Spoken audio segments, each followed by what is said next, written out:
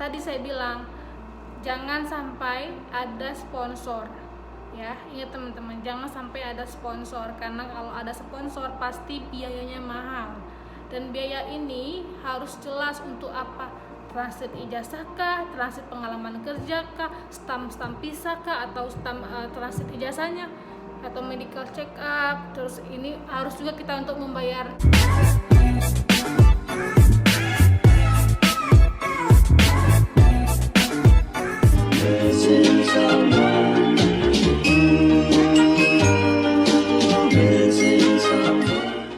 Assalamualaikum warahmatullahi wabarakatuh. Halan wassalam, marhaba, ketemu lagi dengan saya Ayu Pratiwi, perawat Riyadh, Saudi Arabia. Nah, kali ini saya akan menjawab pertanyaan teman-teman terkait tentang biaya ke Arab Saudi menjadi tenaga kerja Indonesia di luar negeri, khususnya di Saudi Arabia.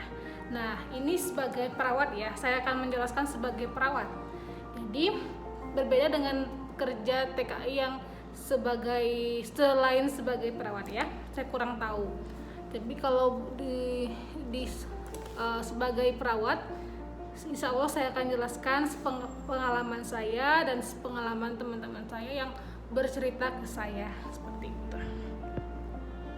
Jadi biaya ke Arab Saudi itu tidak semuanya sama. Ada yang melewati yang namanya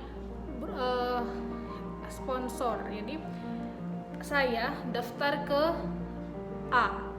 A itu ternyata bekerja dengan si B ternyata bekerja dengan si C. Nah, si C inilah sebenarnya agensinya, tapi ya dibawa sama si B, dibawa sama si A. Jadi saya bayarnya lebih seperti itu. Ini misalkan ya, yang harusnya tadi sekitar 10 juta membengkak jadi 20 juta. Yang tadinya 8 juta membengkak jadi 15 juta karena membayar si A dan si B tadi. Jadi kalau bisa teman-teman ke Arab Saudi mendaftar ke agensi, jangan melalui yang namanya sponsor ya. Itu pertama. Terus kedua, ke Arab Saudi itu pastikan sudah punya paspor, karena nanti persyaratannya paspor dan biayanya nanti di pembuatan paspor nanti ada yang namanya translate ijazah. Jadi ijazah nanti akan ditranslate ke bahasa Arab. Nah, ini saat translate bahasa Arab ini nanti yang ngurusnya kita atau agensi itu berbeda. Ada yang agensi bilang ya udah kamu aja yang translatein ijazahnya ke bahasa Arab. Ada yang TKI-nya ya udahlah Pak, yang penting saya maunya beres aja, seperti itu. Nah, jadi biaya translate ijazah itu ada yang murah, ada yang mahal. Tapi harus diingat ya, translate ijazah ini bukan hanya translate pakai Google Translate terus udah dipaperin gitu. Enggak, nanti akan yang namanya dicap oleh translatornya yang tersumpah atau yang sudah resmi terdaftar di pemerintah. Saya kurang paham juga apa intinya yang tersumpah gitu. Saat translate ijazah ini udah ditranslate ke bahasa Arab, nanti akan yang ada namanya kita berikan ke agensi atau agensinya yang mentranslatekan ijazahnya. Nanti akan ada stamp. Jadi misalnya ini ijazah kita yang sudah ditranslate ke bahasa Arab. Di belakang ini nanti akan ada yang namanya stamp kedutaan Arab Saudi, nanti ada stamp Kementerian Luar Negeri, nanti ada stamp lagi dari Kementerian Hukum dan HAM. Ini bukan hanya stamp biasa, ini ada kayak materai besar, udah khusus ini ada hologram di sini semua. Nah, saya lupa, ini translate ijazah dan pengalaman kerja. Jadi pengalaman kerja 2 tahun itu nanti ditranslate ke bahasa Arab juga, jadi punya 2 kertas nih. Nah, ini nanti biaya juga. Oke, jadi biayanya di mana sih? Yang paspor, translate ijazah itu biayanya. Terus stamp visa, nanti ada stamp visa itu urusannya nanti prosesnya ke agensi semua itu. Lalu medical check up ini nanti rekomendasi dari PT atau agensinya. macam-macam. Kalau tahun saya dulu itu sekitar ada 1 juta, ada 1,5 juta, tergantung ya yang dicek apa ya, general check up atau cuman hanya beberapa aja yang penting-penting seperti itu. Terus jadi paspor, transit ijazah, medical check up. Nah sebenarnya ini kan nggak terlalu mahal kan, cuman yang buat bolak-balik ngurusnya, bayar ini itu seperti itu, jadi sedikit mahal. Dan ini nanti agensinya meminta sekitar berapa puluh juta. Itu saya kembalikan lagi dengan teman-teman, jangan pakai sponsor, oke? Terus gini, pengalaman saya itu tahun 2017 itu saya diminta sama saya sebelum ke PTA, saya pernah ke PTB, ke C, ke D. Saya punya PT 4 kemarin tuh. Saya pernah ditipu 5 juta nih.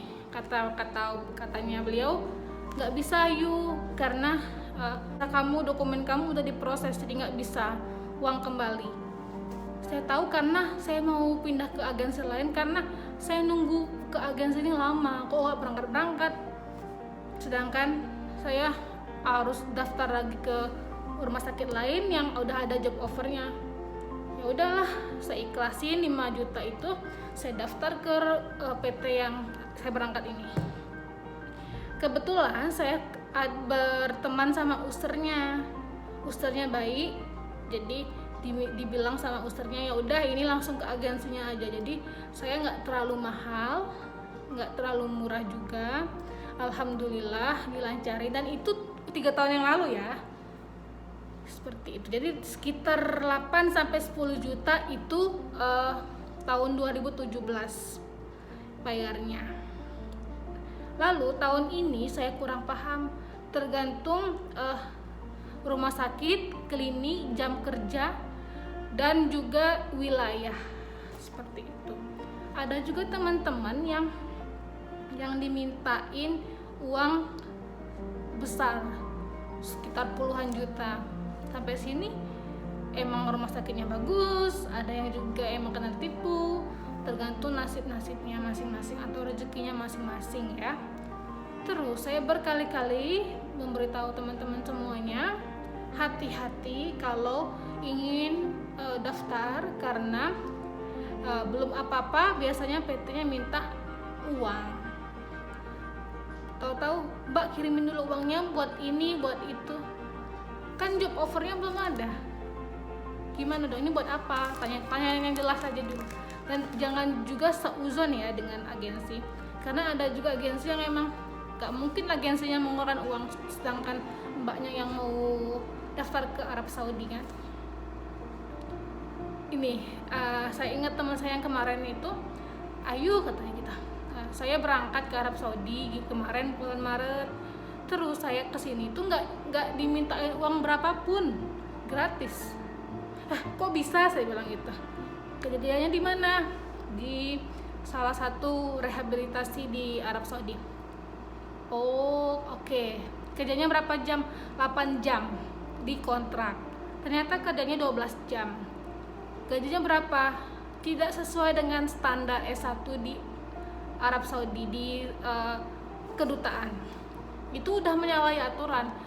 Kenapa dia kesini tanpa ada proses yang jelas? Karena prosesnya itu dia tidak melalui KBRI kedutaan. Sampai sini baru diketahui sama kedutaan. Nah dari situ aja udah tahu ya teman-teman. Terus ternyata pas saat digaji, gajinya tidak sesuai dengan kontrak, malah setengah jauh dari UMR Jakarta.